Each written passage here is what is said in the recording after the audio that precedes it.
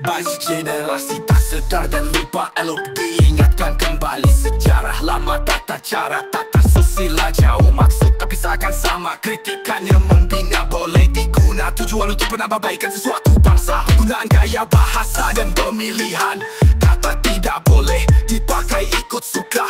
Kesopanan dan kesusilaan adalah rukun negara yang kelima. Jika tidak faham tolong lihat kamus Dewan Bahasa.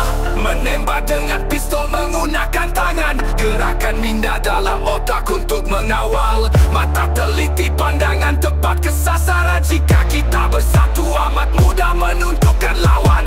Langkah demi langkah sudah bertukar arah. Gerak catur dimain dengan gaya penuh pemikiran. Cadangan memberikan kerakyatan sudah bermula dengan penuh sokongan. Kelihatan mudah seperti anak tiri dan anak angkat. Pribumi disebut sebagai rakyat, wajib mematuhi mempertahankan kemuliaan bahasa Melayu. Bukan penilaian kecerdasan dalam peperiksaan, belum tentu memahami maksud keluhuran perlembagaan. Dijadikan sandaran salah satu syarat kelayakan kewarganegaraan negara Malaysia. Dan Persekutuan membabitkan isu kewarganegaraan termasuk berkaitan anak kepada ibu warga Malaysia yang lahir di luar negara akan dibentangkan kepada Majlis Raja-Raja pada 12 Julai depan.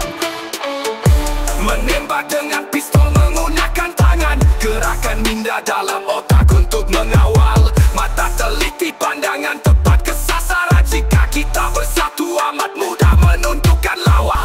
Menembak dengan pistol menggunakan tangan, gerakan minda dalam otak untuk mengawal. Mata teliti, pandangan tepat ke sasaran. Jika kita bersatu amat mudah menentukan lawan.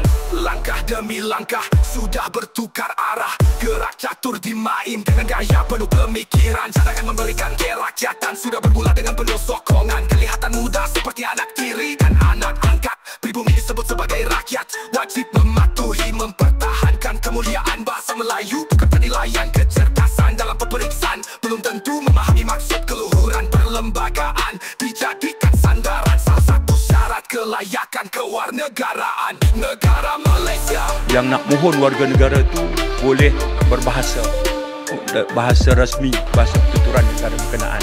Ini kebanyakan. Dia markah tak lulus 1, markah lulus 8.